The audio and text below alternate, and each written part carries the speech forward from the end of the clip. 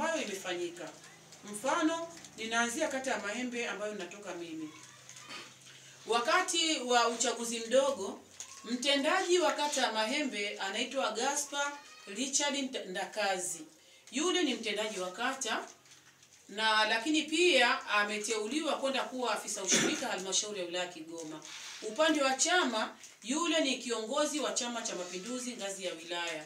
Ni mjumbe wa kamati ya siasa ya wilaya Chama cha Mapinduzi, ni mjumbe wa halmashauri kuu ya wilaya Chama cha Mapinduzi, ni mjumbe wa kamati ya maadili Chama cha Mapinduzi. Lakini mjumbe huyo wa kamati ya siasa ya wilaya, mjumbe wa halmashauri kuu ya wilaya, mjumbe wa kamati ya maadili wilaya, anateuliwa kuja kuwa msimamizi wa daftari la kudumu la wapiga kura. Lakini huyo mjumbe wa Chama cha Mapinduzi ngazi ya wilaya anateuliwa kuja kuwa msimamizi wa uchaguzi. Je, atafanya kazi ya chama, atafanya kazi ya wananchi, au atafanya kazi ya serikali? Lazima mjumbe yule, kwa sababu ni kada wa Chama cha Mapinduzi na ni kiongozi wa Chama cha Mapinduzi, hawezi kufanya kazi ya serikali, atasimamia kazi ya Chama cha Mapinduzi.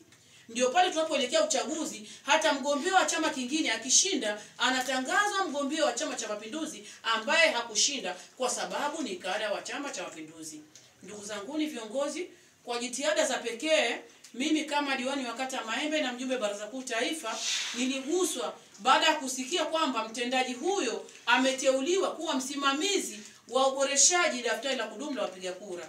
Nilifanya jitihada kumpigia simu katibu wangu wa wilaya, kiongozi wangu wa kata, katibu kata, lakini katibu wa wilaya kwa mapenzi makubwa akatupa kiongozi ambaye tutashirikiana naye.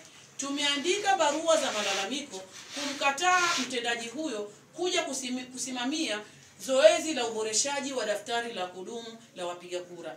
Tumepeka barua kwa mkurugenzi wa uchaguzi, afisa uchaguzi, nakala mkurugenzi halmashauri ya wilaya, nakala mkuu wa wilaya, nakala katibu tawala wa wilaya, nakala mkuu wa mkoa, nakala katibu tawala wa mkoa.